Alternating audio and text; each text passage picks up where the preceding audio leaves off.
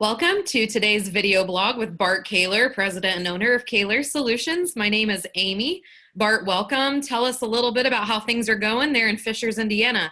Things are going well. Thanks for, glad that we could do this today. It's exciting to kind of do some video blogs. Yeah, it's hard to believe we're already pushing into November here and looking straight at 2019. I was hoping today you could just tell us a little bit about what the folks in higher education and in K-12 education should be looking for regarding marketing trends and marketing technologies coming down the pipeline. Yeah, I think there's a couple things that I've been kind of thinking about. One is, we talk a lot about segmentation in our audiences, and whether you're talking about baby boomers or Gen X or millennials or now is Gen Z, I think a lot of times it's confusing, and especially as marketers in education, we kind of get used to being in one framework. I remember in the late 90s when I was working with some colleges on their websites, and the term millennials was all the buzz because the millennials were coming into college, and how are we going to do that enrollment? They were different. They were, they had a digital footprint that other generations didn't have before. Well, I think one thing to keep in mind is that now those millennials that we were talking about in the late 90s, it's hard for some of us who have been in marketing and education for 20, 25 years to realize that now those people are parents. And so especially in the K-12 market, those same students that we were talking about in the late 90s are now parents of students coming into the K-12 market. So got to keep that in mind as millennials shift into parents, and then as Generation Z comes up, that's an entirely different generation. I think so many times we're still worried about how to market to millennials, And yes, they are the greatest and largest generation that we have to market to right now. But Generation Z is the audience that are making decisions about higher ed right now.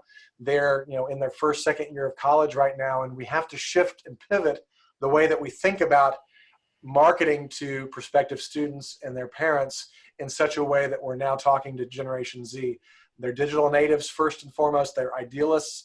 They really want to know what they're doing makes a difference in the world. And so we've really got to make sure that we're putting our best foot forward when we talk about our differentiators and different elements on that. So that's the first thing, is really understanding those different audiences and understanding where we are in those generations. I'd say the second thing that I kind of have been looking at and thinking about is this whole idea of voice assistance technology. I think this is an area that education is going to need to get in on and get on board with. So the idea that, so many people and individuals now have voice assistance technology in their homes, whether it's Amazon's Alexa or Google Voice Assistant or Siri, those tools are being used more and more and more to find out information, whether it's about what's the tuition of XYZ college, or what is the majors that are available in the state of Indiana in agriculture. So if we don't have, our content in such a place that can be, withdrawn by the voice assistants, but also starting to think about how can we market into those voice assistant technologies. I know that there's a lot of places now that are, creating 1-minute summaries or, audio versions of things that can be, quick keywords. And so what I've been encouraging a lot of clients to do is really pay attention to those technologies, pay attention to what corporations are doing. Look at corporations, broadcasters, what's NPR doing, what's Target doing, what are these different, household brands doing, and then figure out how can I transfer that into our education marketing. It's going to be a little bit off yet. We're still not there where I think it's something you have to be doing. I mean, you need to be doing your basic blocking and tackling right now with websites, social media strategy, and content. But as you develop more content, think about how is that content going to be utilized in a voice assistance technology way. I think on top of that, another thing that I see kind of coming down the road is continued development and maturity of this augmented reality.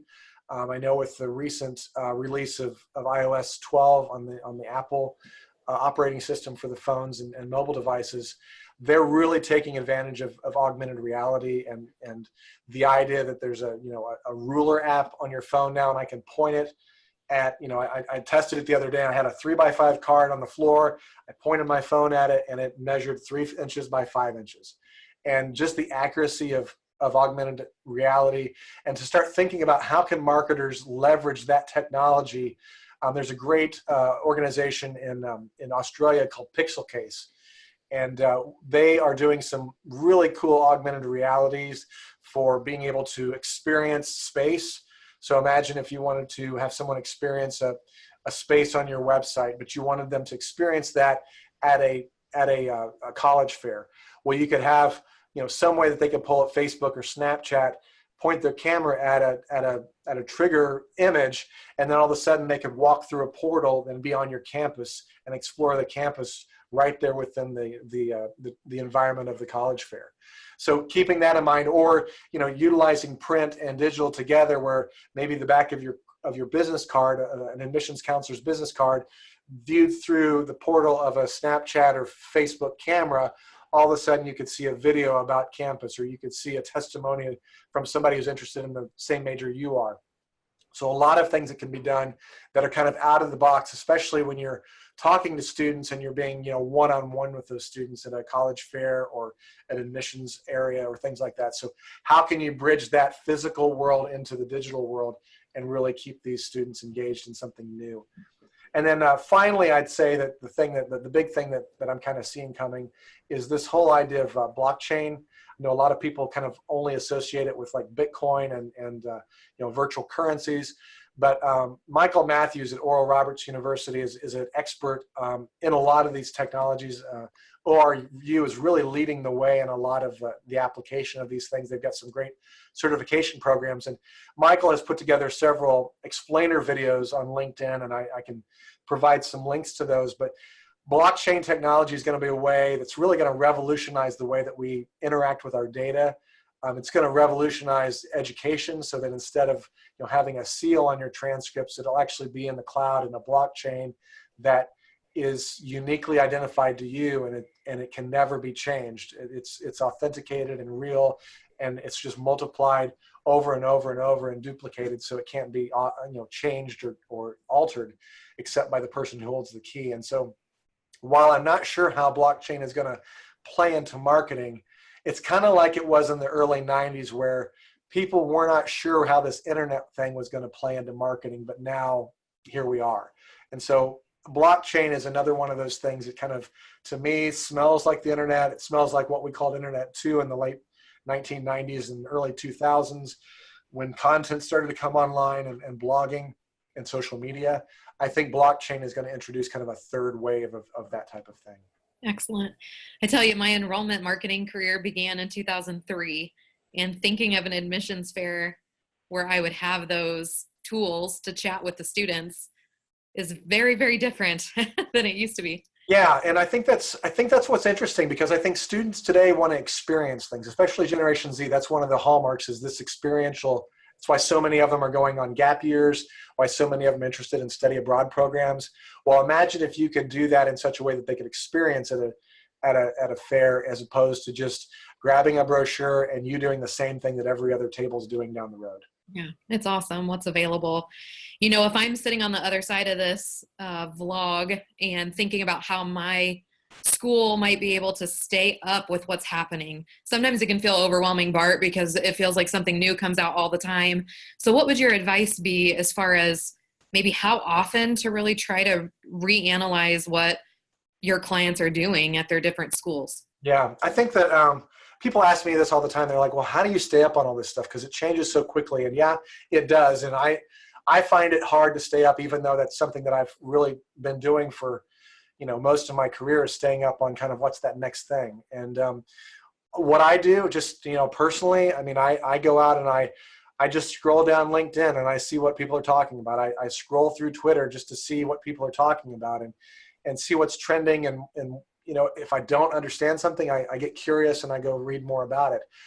We also, you know, take a lot of that information that we're learning and what we've learned in our curiosity and putting it into formats and content like this. So this video blog, I think, is an example of what we at Kaler Solutions are trying to do, where, hey, we found these cool little things that are out there, and there's all kinds of things. I mean, you know, I'm going to start doing some unboxing and some other things with some little toys that I found for marketing that we can share. But I think that, yeah, the more that you can kind of find those places that are talking about it. So we blog pretty regularly about some of these things. We're going to start doing these video blogs. And then, you know, another place that I go is Amazon has a launch pad. And I've gone to the Amazon Launchpad and kind of discovered a lot of really cool things. There's this Beam button that I discovered, and basically it's a button that you wear on your lapel, but you can connect it to your phone, and it will actually allow you to push content to this button, whether it's video or whether it's GIFs or whether it's just, ask me about financial aid. Another thing that I think could be really powerful in a college fair situation. So that's how I'm finding a lot of the information, and there's probably better ways to do it, but that's how I'm doing it. You're making me want to go back to the front lines here of being an admissions counselor. There you go. It's a tough life. So. Well, I'll tell you, thanks for your information today. Do you have anything else you want to share with our audience today? I would just encourage you, if you haven't already subscribed to our blog, go ahead and do that. It's on this page. You can subscribe to the blog and you'll be receiving weekly updates. Every Tuesday we publish the latest blogs, and you'll get that in your email box. And be sure to comment if you have other things that you're looking at as far as marketing trends that you think are coming. Put that in the comments here, and we'll go ahead and start a conversation about it. Thanks so much, Bart. We'll see you next time here on Kaler Solutions. Thanks, Amy.